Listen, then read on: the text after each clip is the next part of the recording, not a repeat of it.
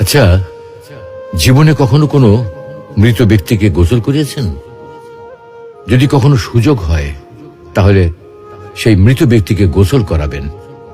তখন খুব কাছ থেকে দেখবেন মৃত মানুষের দেহটা কতটা অসহায় লাগে, মৃত্যুর পরে মানুষের দেহ কতটা ভয়ের কারণ হয়ে দাঁড়ায়।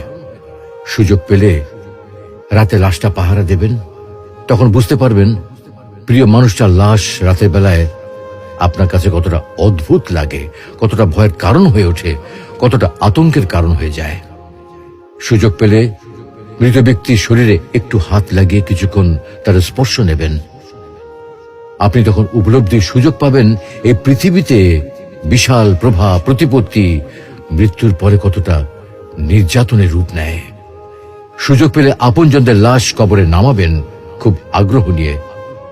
শেষবারের মতো মৃতদেহের মুখটি একবার দেখার চেষ্টা করবেন এবং বারবার উপলব্ধি করার চেষ্টা করবেন এই মৃতদের সাথে অনন্তকালের যাত্রার পথে এটাই আপনার জীবনের শেষ দেখা।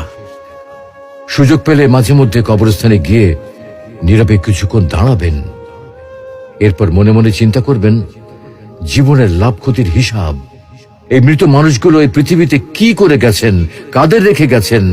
যাদের রেখে গেছেন তারা কি কখনো এই মৃত মানুষগুলোকে স্মরণ করার জন্য কবরস্থানের আশেপাশে একটি বারের জন্য দেখতে আসে? আমাদের জীবনটা বড় অদ্ভুত, বৈচিত্র্যময়। আমরা এর জন্যে, ওর জন্যে, ধন সম্পদের জন্যে, ঐশ্বর্যের জন্যে, বাড়ি গাড়ি টাকা পয়সার জন্যে কত না মায়া দেখাই, আগ্রহ দেখাই, আরো চাই আরো চাই আমাদের। অথচ এই জীবনে আমরা মৃত্যুর কথা না ভেবে, পরকালের জবাবদিহির কথা না ভেবে কিভাবে আরো সম্পদ অর্জন করতে পারি সেই চিন্তায় বিভোর থাকি। হায় রে জীবন, এখনো সময় আছে, ফিরে আসুন মহান রবের দিকে।